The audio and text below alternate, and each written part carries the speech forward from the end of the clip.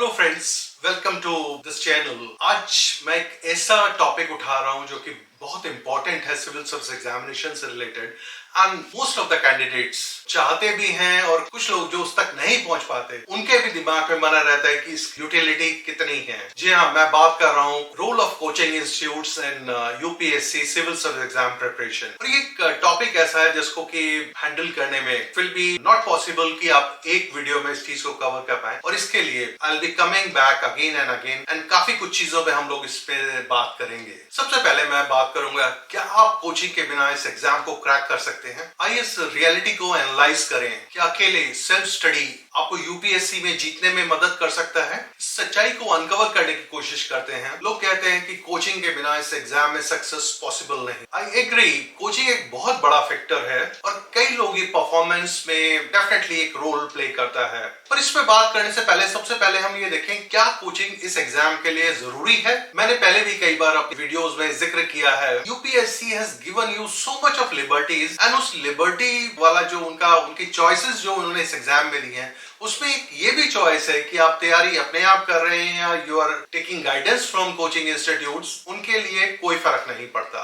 As a matter of fact बहुत सारे ऐसे कैंडिडेट्स हैं जो बिना कोचिंग के सेल्फ स्टडी से इस एग्जाम में बड़ी सक्सेस पाते हैं। और आपने देखा होगा शायद टॉप रैंकर्स भी कई लोग बात करते हुए आपको दिखे होंगे जिन्होंने अपनी सेल्फ स्टडी से इस एग्जाम को क्रैक किया। इस एग्जाम से रिलेटेड इतनी अवेयरनेस अवेलेबल है, इट्स इन अबंडेंस। और इसके साथ अपने सिलेबस को कवर करने के लिए आप अपनी स्ट्रेटेजीज बना सकते हैं। The only thing you need is information and if you are able to get the correct information, if you are able to get answers to all the questions that surround your mind, तो आपके लिए अपनी strategy बनाना बहुत आसान होगा। और ये अपनी स्ट्रेटेजी पे काम करना आपके लिए सबसे ज्यादा इफेक्टिव होगा। बस आपको चाहिए क्लियर अंडरस्टैंडिंग, एक सिस्टमेटिक अप्रोच और एक सही डायरेक्शन की। एग्जाम प्लान को समझना, सिलेबस में क्या और कहां से पढ़ना है, प्रीलिम्स और मेंस दोनों के बीच में सब्जेक्ट्स और थीम्स के इंपॉर्टेंट ओवरलैप्स को अगर आप समझते हैं तो ये आपकी तैयारी को मैनेजेबल बनाता है। एंड बस आपको that is the reason UPSC says this exam is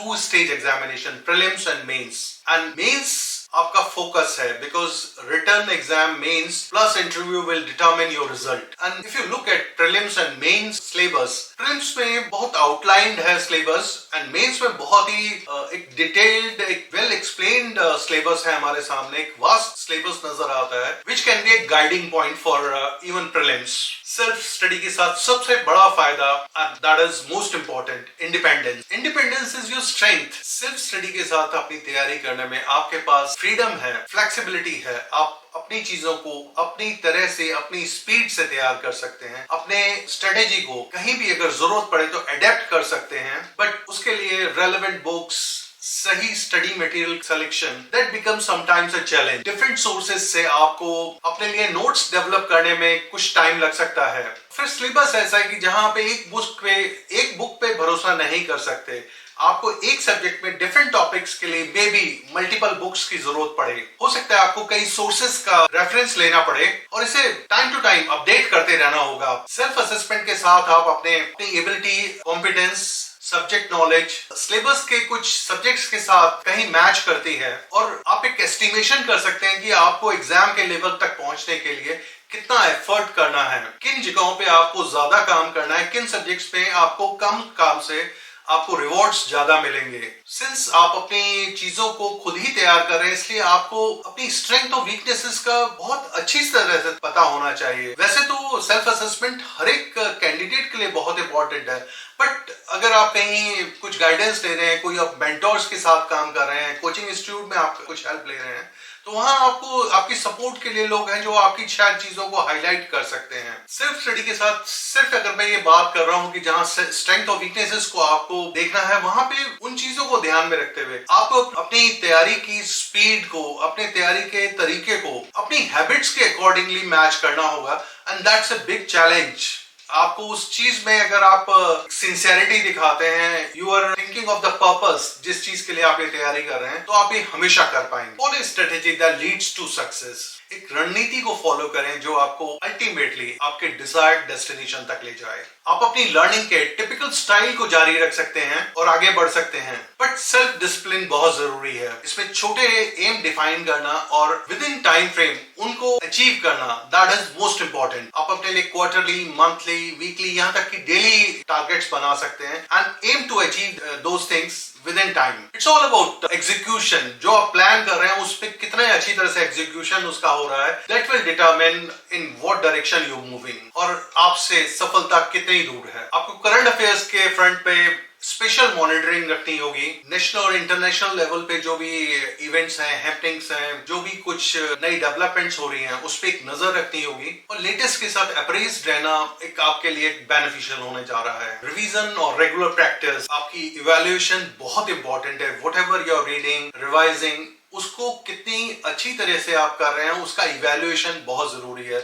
और उस इवैल्यूएशन का सिंसियर फीडबैक, एक सही आपको फीडबैक अगर मिलता है तो that is most important thing which will work in your favour. Preparation के बीच में कहीं भी किसी तरह की भी डिसअपॉइंटमेंट से बचने के लिए आपको पॉजिटिव रहना होगा, अपने गोल पे फोकस्ड रहना होगा और सेल्फ मोटिवेटेड रहना होगा। It's your own preparation. आपने उस चीज का चार्ज अपने हाथ में लिया है तो आपको इसको ओन करना होगा और उसके लिए देयर इज नो एक्सक्यूज। यहाँ तक कि अगर कभी किसी चीज में आपको डाउट हो, कहीं कोई नेगेटिविटी आपको लगता है कि कुछ चीज काम नहीं कर रही है, तो आपको अपने लिए सपोर्ट सिस्टम डेवलप करना बहुत जरूरी होगा। बहुत जरूरी होगा कि कुछ लोग आपके साथ हैं जो आपके लिए जस्ट ए कॉल अवे हैं। ऐसे में आपकी फैमिली, आपके फ्रेंड्स आपके आसपास हो और जरूरत पड़ने पे आपके मॉरल स्ट्रेंथ के लिए हमेशा आपको मोटिवेट करते रहें, आपको इस एग्जाम को कॉन्फिडेंटली सामना करने के लिए हमेशा प्रेरित करते रहें। वैसे भी अगर कहीं आप अटकते हैं तो इस एग्जाम के लिए देयर इज, जिसको कहा जाए कि यूट्यूब भरा पड़ा है। आपको अगर लगता है कहीं किसी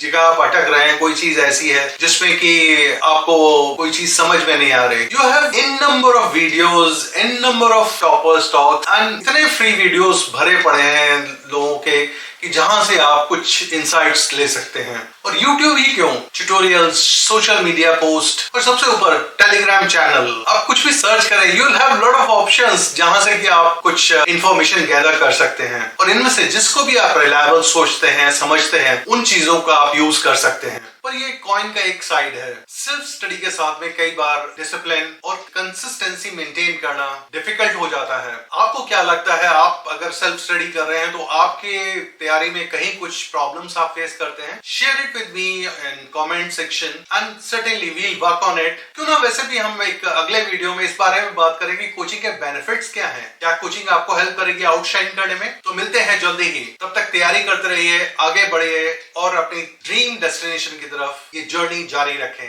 my best wishes are with you. God bless you.